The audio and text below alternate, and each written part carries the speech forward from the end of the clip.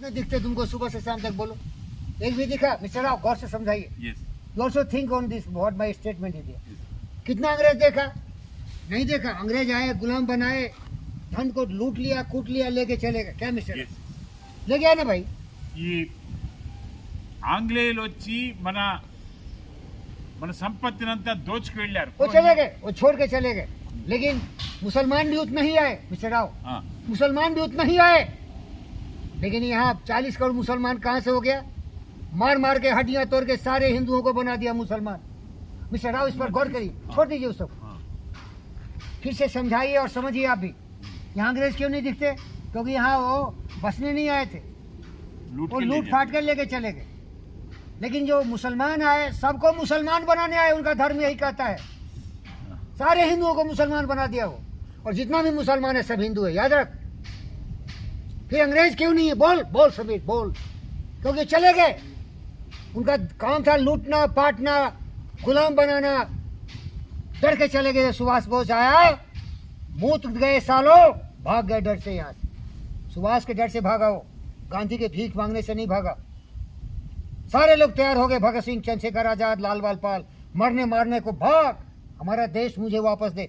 सुभाष बोस आजाद हिंद फौज बनाया, डर के मारे भाग गए।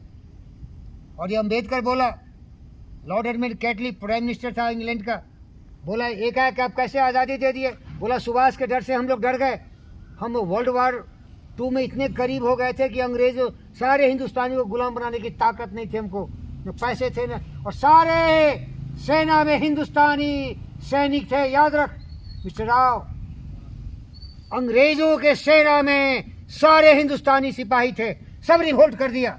अंग्रेज तुम्हारे लिए मैं नहीं लड़ूंगा, मैं अपने देश के लिए लड़ूंगा, मैं सुभाष बोस के लिए लड़ूंगा। डर गए साले। और वहां का प्राइम मिनिस्टर बोला, समझ में आ रहा है क्या, कि सारे हिंदुस्तानी खड़ा हो जाएंगे, कैसे गुलाम बनाओगे? जब ये गद्दार होगा हिंदुस्तान का लोग, तभी अंग्रेज का सहायता देके गुलाम बनाया देश को। लेकिन सारे हिंदुस्तानी तैयार हो जाएंगे। एलिमेंट केटली बोला, गांधी को तो लात मारते थे, वो भीख मांगने से क्या हम आज़ादी देते थे?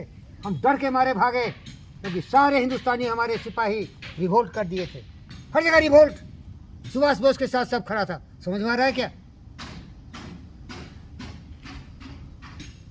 तो इसीलिए ये बता रहा हूँ कि यहाँ हमारे मुसलमान भाई सारे हिंदू हैं और मिलजुल से रहना चाहिए।